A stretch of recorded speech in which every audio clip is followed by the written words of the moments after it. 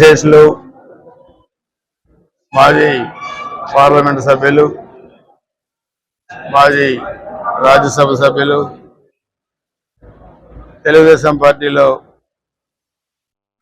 క్రియాశీలకమైన పదవులు చేసి ఉమ్మడి ఆంధ్రప్రదేశ్ తెలుగుదేశం పార్టీలో కీలక పాత్ర పోషించిన వ్యక్తి లాల్జాన్ బాషా గారు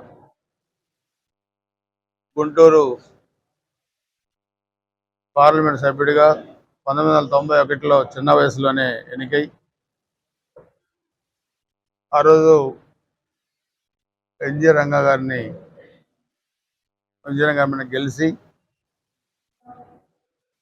దేశంలోనే ఒక మంచి పేరు తెచ్చుకున్నారు. తర్వాత 99లో కూడా చూస్తే నర్సపేట పార్లమెంట్ నుంచి కూడా తెలుగుదేశం పార్టీ అభ్యర్థిగా పోటీ చేశారు. తర్వాత రాజ్యసభ మెంబర్ అయ్యారు. ఇప్పుడు మనం ఉన్న ఈ పిల్లల షాదీ కన్నా కూడా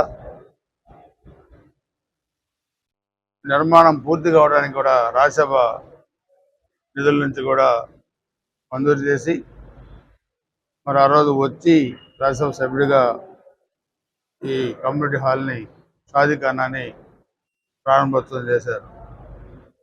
గురజాల నియోజకవర్గానికి కానీ నాకు కానీ వ్యక్తిగతమైన అనుబంధం లాల్జాన్ బాషా గారిది. ఎప్పుడు ఏ కార్యక్రమం పిలిచినా రావటం, లేదా పార్టీ ఏ కార్యక్రమం అప్పచెప్పినా దాన్ని సమర్థవంతంగా పూర్తి చేయటం, చంద్రబాబు నాయుడు గారికి అత్యంత విధేయులుగా జాతీయ రాజకీయాలు కూడా కీలక పాత్ర పోషించారు.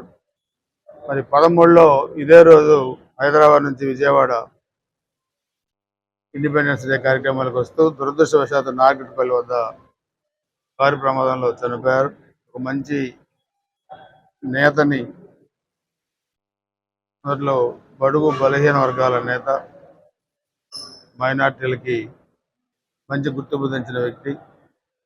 2 వ్యక్తులు మనం కోల్పోవడం పార్టీ పరంగా వ్యక్తిగతంగా తీరని లోటు.